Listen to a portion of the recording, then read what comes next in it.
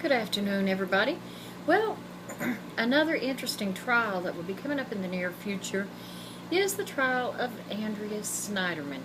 Not sure how many of you remember her. This has been out of the news for a little while.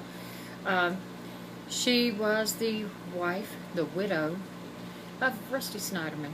Rusty Sneiderman was killed in 2002 by Andrea's supposedly lover, Jaime Newman. Jaime Newman shot and killed Rusty Sneiderman outside of a school as Rusty was taking his little boy to school. Jaime Newman had on a disguise and went there and just basically shot him and drove away. Jaime Newman was charged with Rusty Sneiderman's murder. Now, see, he's been down all day, and I start talking to the camera, and he wants to get up here and give me sugars. Okay, Mr. Furman, get down. Anyway, so Jaime Newman went on trial, and Jaime Newman received life in prison for the murder of Rusty Sneiderman. Now, the attorneys and everything for Jaime Newman are saying that Jaime Newman was schizophrenic and bipolar, saying that the reason that he killed Rusty Sneiderman was because he saw two angels, one in the form of Olivia Newton-John, who told him to kill Rusty Sneiderman, and the other one in the form of Barry White, who told him that Andrea and Rusty Sneiderman's children did indeed belong to him. This is what he's claiming. I think that he wanted to play it that way, so if he got life, they would find him insane, and maybe he wouldn't have to really spend life in prison. They were saying that him and Andrea were having an affair. She denies the whole thing, stating that she was not having an affair with Jaime Newman.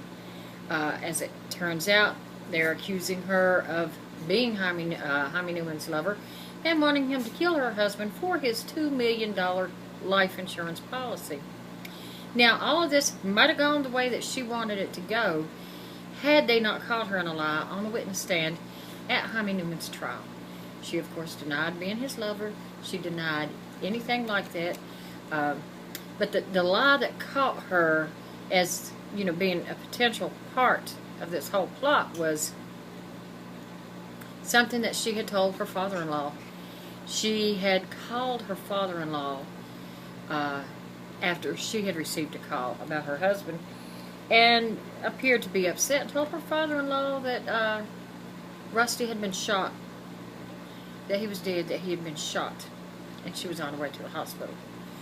Well, then she testified that they called her and told her that her husband was dead, but she didn't know how he'd been killed until she got to the hospital, that they didn't tell her until after she got there that he had indeed been shot. So they caught her on that lie because she told her father-in-law before she got to the hospital that he'd been shot. And if they didn't tell her until after she got to the hospital, well, then how would she know? So that was the straw that broke the camel's back.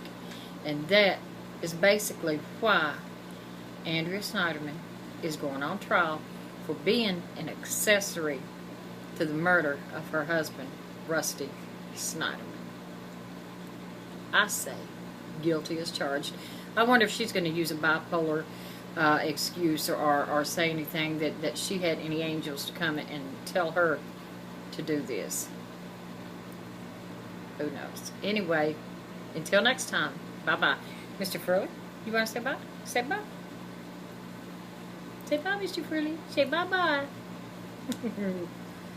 Bye-bye from me and Mr. Furley.